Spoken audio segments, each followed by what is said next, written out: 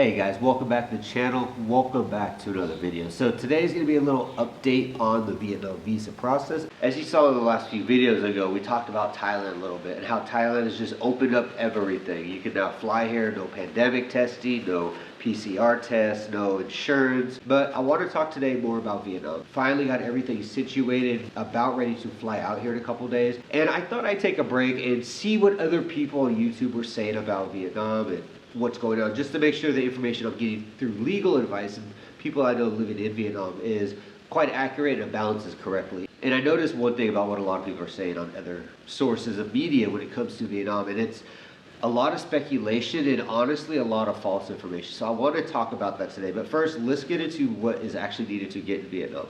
Are you ready for it?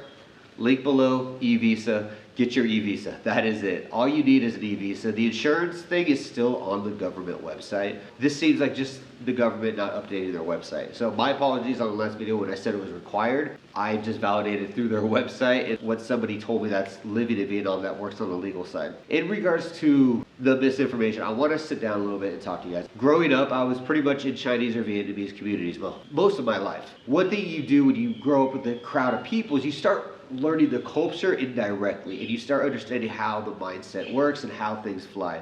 And a lot of the misinformation that I'm hearing, or at least speculation, is about Vietnam opening up 3-month, 6-month, 12-month visas, or even retirement visas in Vietnam. Before the pandemic, there was a 6-month and a 12-month tourist visa that you were able to get.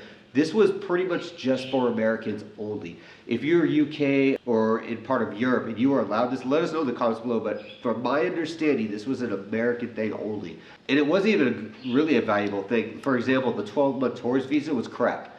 It cost you like $100 and some to get it, and you still had to do visa runs every 3 months because you had to update the stamp. It didn't save you any money. In regards to retirement in Vietnam, it's probably never gonna happen. At least no time soon. A lot of people really have this hope of Vietnam opening it up as a retirement country, but Vietnam isn't going to do this. I don't feel it is. China's not doing it either. Hear me out on why I think this. One, in the last 20 years, the government's never done it. If you guys remember back in the day, people were living in Vietnam for 5, 7, 10 years, but they were never married. And the question is, how did they do that? And the answer is simple. Those fake business visas, which Vietnam cracked down on last year. If you look at different YouTube videos or you talk to people that live in Vietnam, they do visa runs every 28 days.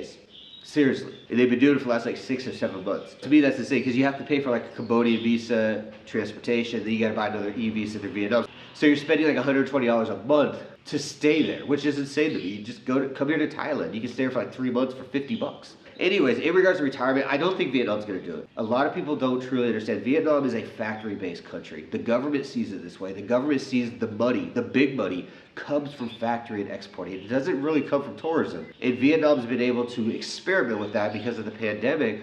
There's been no tourists in Vietnam really for the last like year. Like it's been very, very small.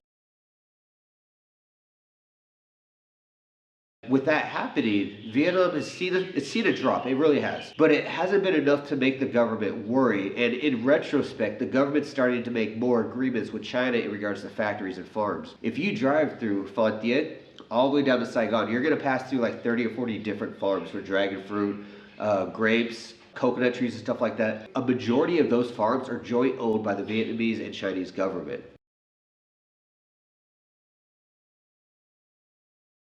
This is their new thing. These are all rather new ventures that Vietnam government's been doing. So the exporting for Vietnam is starting to increase in value, which is, again, making Vietnam not really care about Western people living here forever. And something that came up last year in the media in Vietnam was a concern that Western people come out to Vietnam, they get married to Vietnamese, and they stay here for 20, 30 years retired. But they don't spend any money. They pretty much live like a local Vietnamese. They live on a budget, which just makes sense. I did too. We all do it because why are you going to spend all that money? You're not living like a Westerner. You're living like a local now because you are here locally.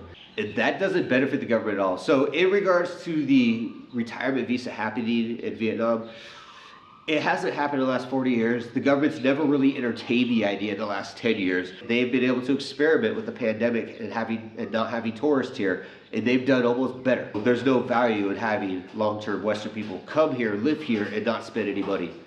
In regards to the 6 and 12-month visas coming back, or 3-month even, I don't know. Before the pandemic, the new president of the South actually started cutting a lot of this stuff out. He removed the business visas, the fake ones. He had everyone that had a business visa in South Vietnam revalidate their permits. Not you personally, but the company had to reevaluate everybody's business visa and prove that that Western person had it legally and for the right reasons. So I don't think any of that's going to come back. I really feel Vietnam's going to sit on the 30-day visa for quite some time.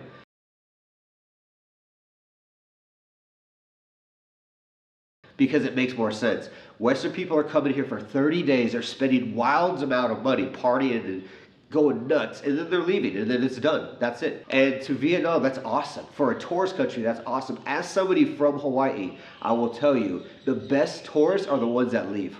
And I feel Vietnam is seeing this as a benefit. Nobody goes to Vietnam to hang out in the farms. People come to Vietnam to go to Hanoi, Da Nang, in Saigon, or Ho Chi Minh City rather, and they go there to party, have fun. Some people go to Phan Thiet and enjoy the resorts. Most of the time, it's just to spend a lot of money and they just get out of there and go to the next destination. Hopefully this information kind of helps out. Again, I don't work for the government, so I don't know exactly what they're gonna do, but as an engineer, I just look at patterns and consistency. And Vietnam does not have the culture mindset or the reason to allow people to stay in Vietnam long term. There's just no value. And as of right now, the only loophole to stay in Vietnam long term is to get married. You're not gonna spend any money anymore. You're gonna live like they do.